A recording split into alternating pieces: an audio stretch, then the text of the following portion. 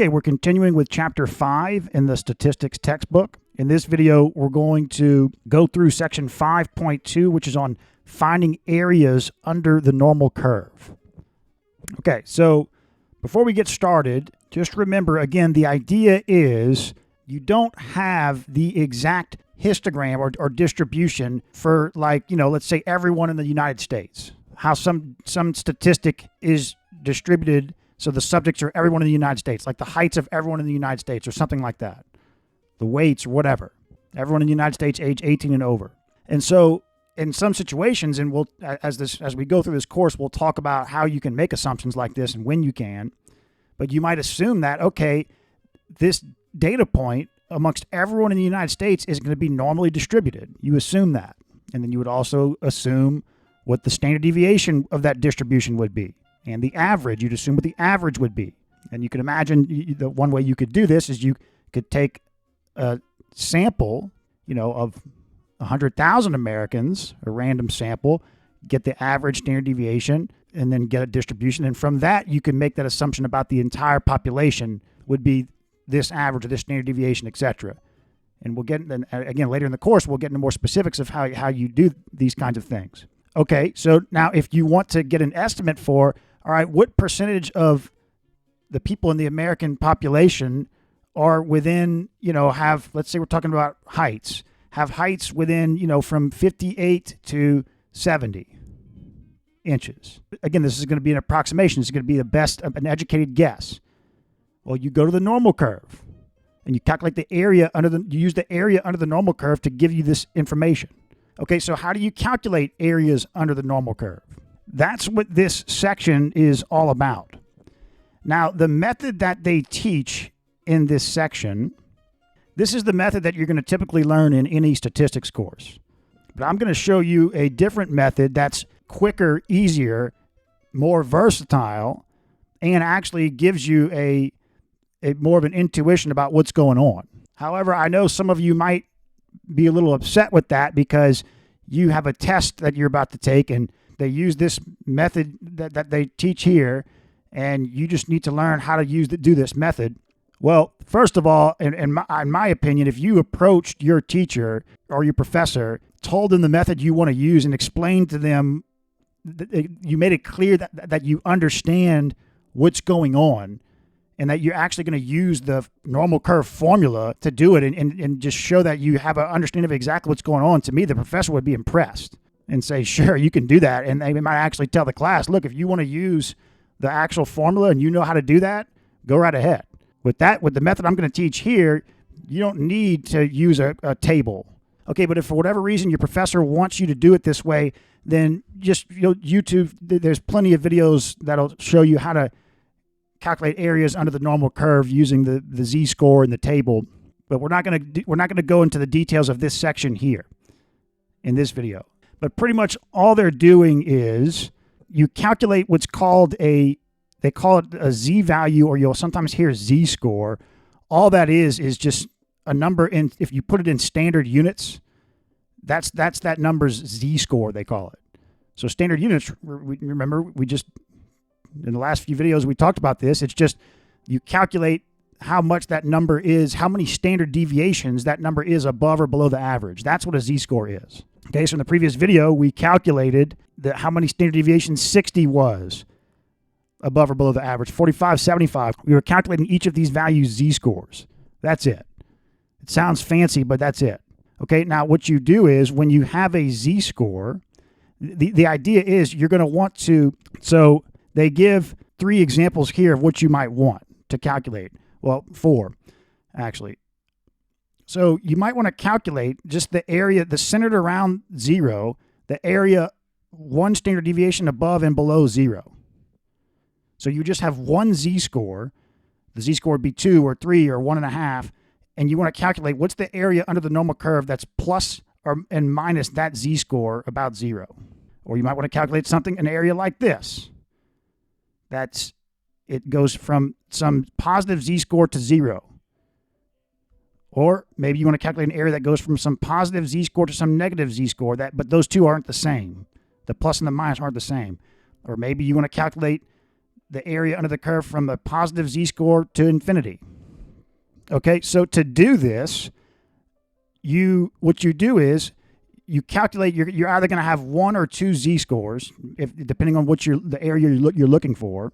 You come to a table like this, and so if you're just looking to calculate an area that's centered around the origin symmetrically, you have 1 z-score then, and you just come to that z-score and you read off whatever the area is. And if you have a z-score that's between something that's listed, then you interpolate, like do a linear interpolation, right? If you had like 0.77, then you just, you do a linear interpolation between these two area values. And for the other scenarios where, you want just this area or this area or this area, that's what this section is all about. It's showing you how to do that. It's showing you how to calculate any of those irregular areas. And it's just tricks. You're going to calculate any of those areas using this table. So if you wanted just this area, you would get this area from z to minus z and divided by 2. If you wanted this area, well, since we know the area under the entire curve is 100%, you do 100 minus this area. If you wanted just this area, well, then you calculate exactly what we just talked about for this area, but then divide that by 2. If you wanted this area from here to here, then we talked about how we can calculate this area and this area.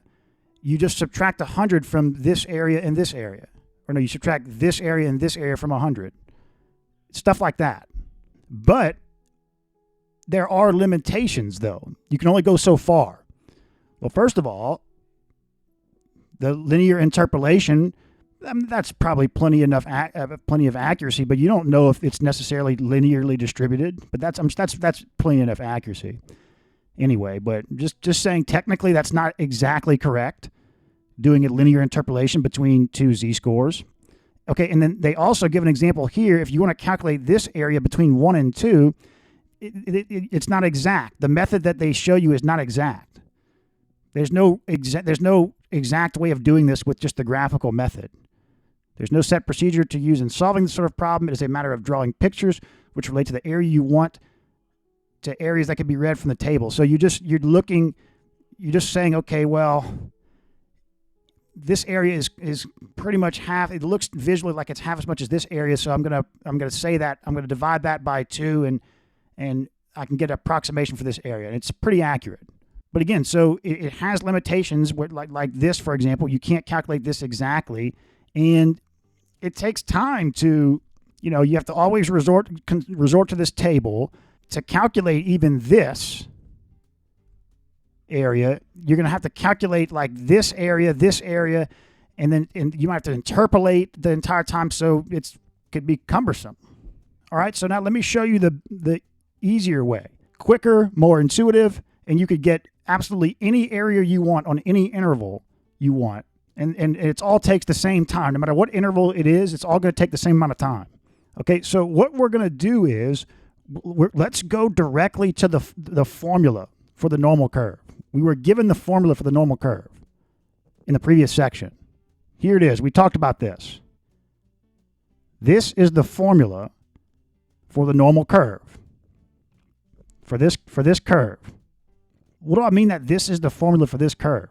Well, okay, let me go to Desmos, and I'm going to type in this into Desmos. There it is. There's the formula. That's the curve. It goes from about 0 to 40-ish, minus 4 to 4. This goes from about 0 to 40, minus 4 to 4. At least that's what's shown. This goes from, actually, goes all the way to infinity and negative infinity, but that's just what's shown, right? That's it. So if you input an x, we're in standard units. If I input 1 into this formula, and what I'll get is it'll give me 25. Okay, so how can we use this formula to get any area we want along any interval? Because that's what this section is all about.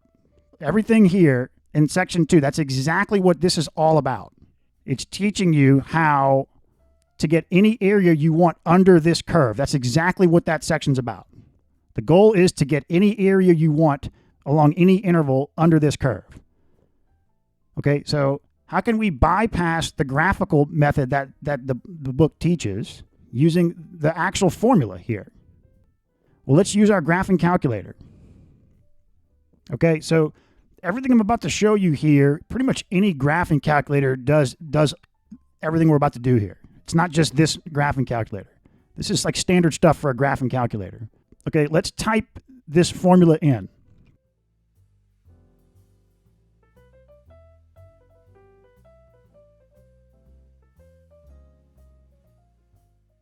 Okay, times e to the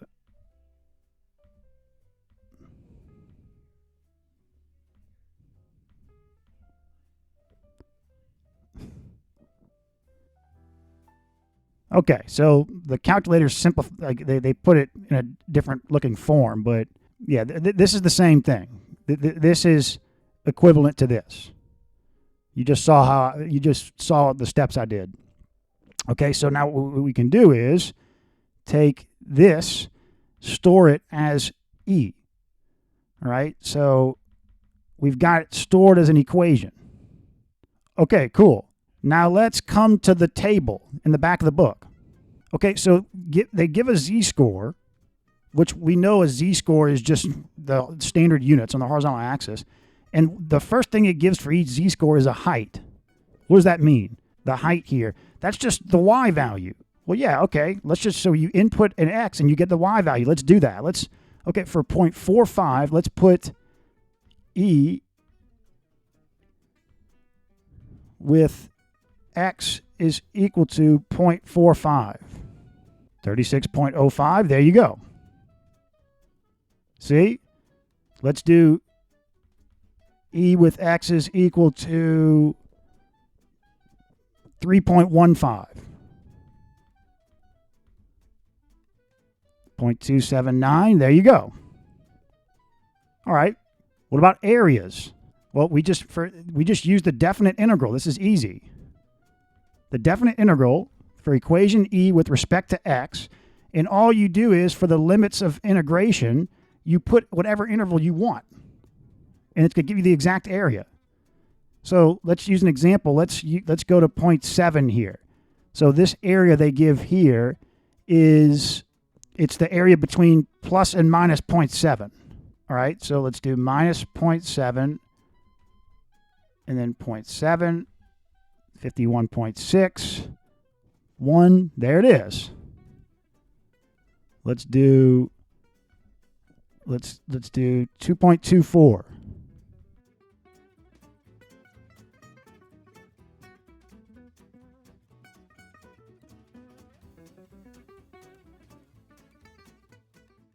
$97.49. Where was 2.24? Well, there was no 2.24. I don't know where I got that. Let's do 2.25.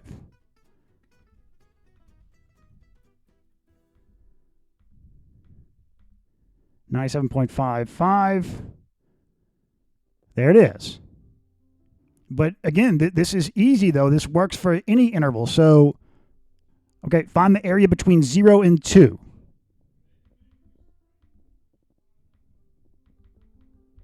From 0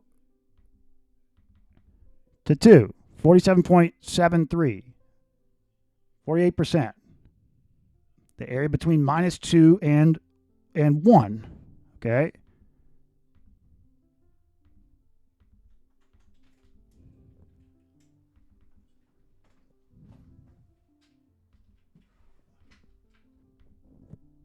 $81.86. There it is. Okay, the area to the right of 1. So that means everything from 1 to infinity. How do you do that? 1, 2, and then there's every graphing calculator is going to have an infinity to infinity. 15.87. There it is, 16%. The area to the left of 2. So this area, the area to the left of 2. So that would be, you would do 2 and then negative. Okay, so that would be 97.7, 98%. What about the area under the entire curve? So from minus infinity to infinity, 100%. Okay, so to me, this is really quick. You don't have to go to a table, and it gives you exact areas for any interval you want. So for the remainder of this course, anytime we need to calculate areas under the normal curve, we're going to use this method. Okay, but before I end this video, there's a couple of things I want to mention. All right, first, if we look here, it says that the area is percent, once you get an area, that's the units of that are percent. And that makes sense. That's when you calculate the area under a histogram, assuming it's drawn with a density scale, the areas represent the percentage of data points within that interval. Okay? That makes sense. But then it also says that the height is in percent. What's that about? Right? So the height would be the units of the density scale, but the density scale is percent per whatever the horizontal unit is. So like, for the histogram with the heights, it's percent per inch, not percent. So what do they mean here? Yes, for a general histogram, like the histogram for the heights of women in the United States, whatever it was, if you're thinking about having a density scale on the vertical axis, the areas, any area on the histogram is in percent, and then any height is percent per inch.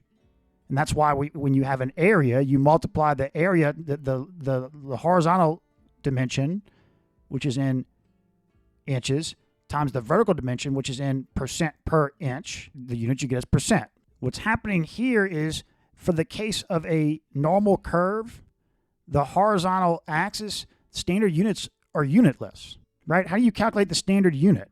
You first calculate the deviation of that data point from the average. Let's say we were doing this with the heights histogram. You calculate the amount that point deviates from the average. That's in inches. And then you divide by the standard deviation, which is in inches.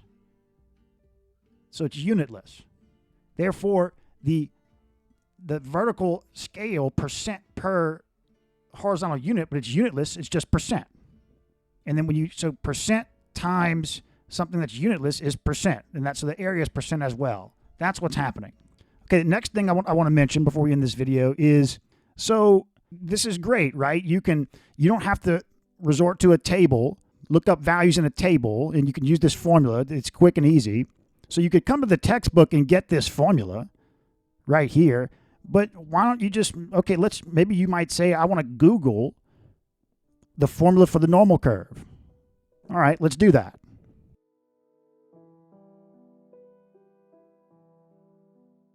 All right, so one of the main things you'll see is something like this. What is this? This looks kind of similar to this, but it's different.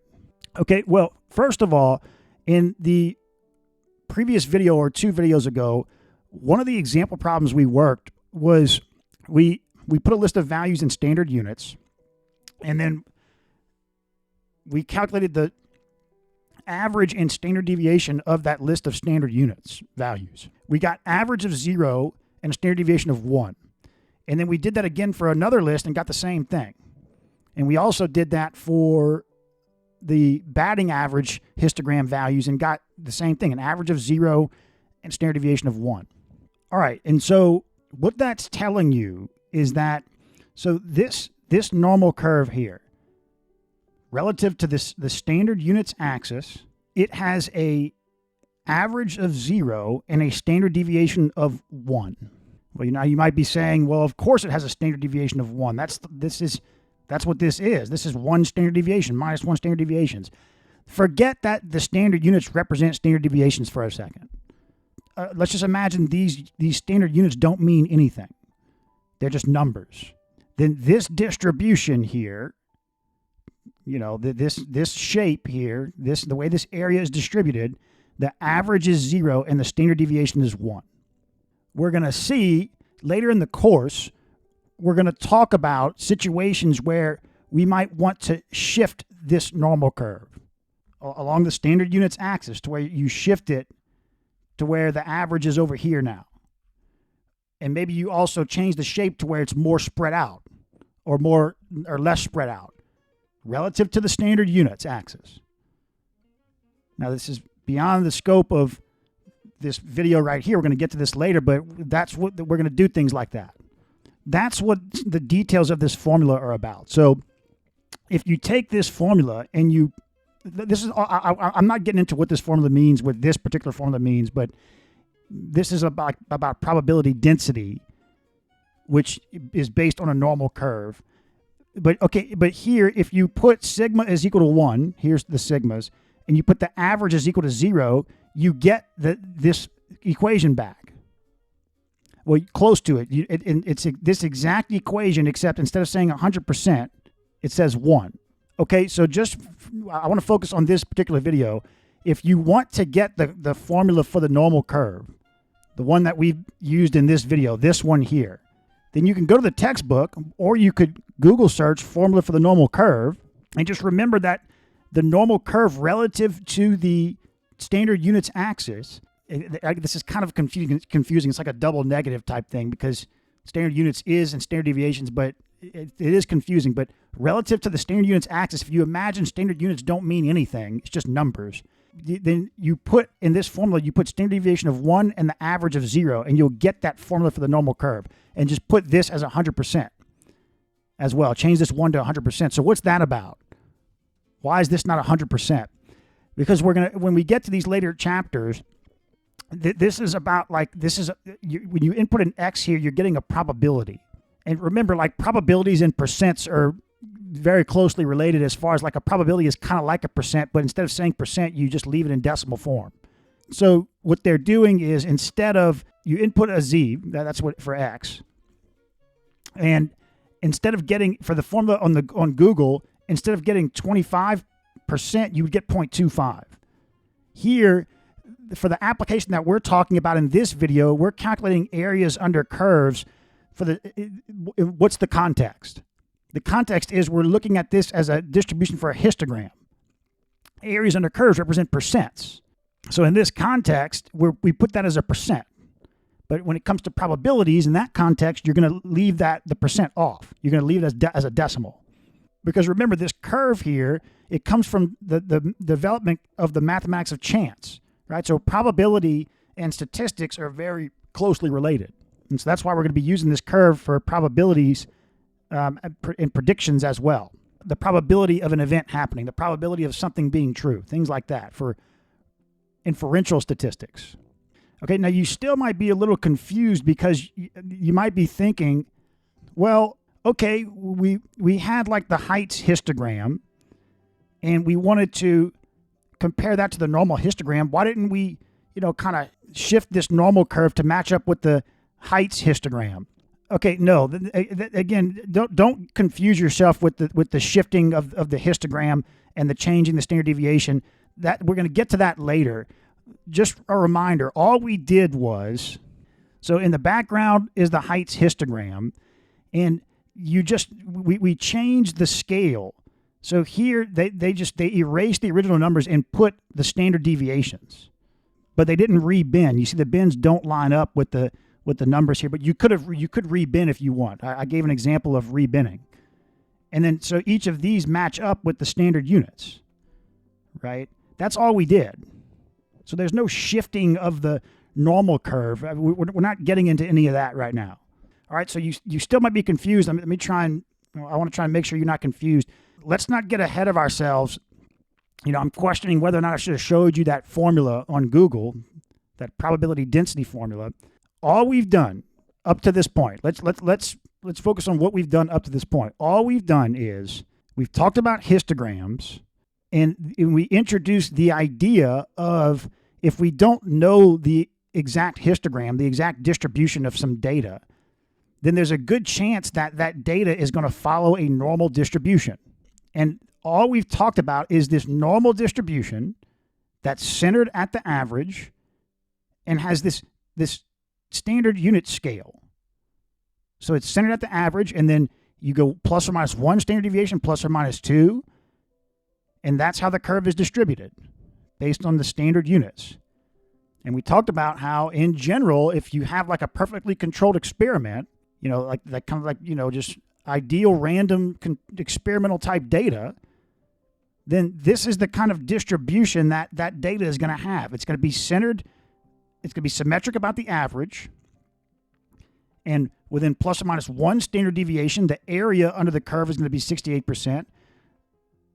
Within plus or minus 2 standard deviations, the area is going to be 95%, and so on. Okay, and then in this video, we were just talking about how if we want to calculate certain areas, if I want to calculate what is this area or what is this area. Again, because we don't have, if we had the actual histogram in the background, we would just calculate the area under the histogram. But we don't have that. We're making an assumption about like a population, about everyone in the United States, that some statistic follows a normal distribution.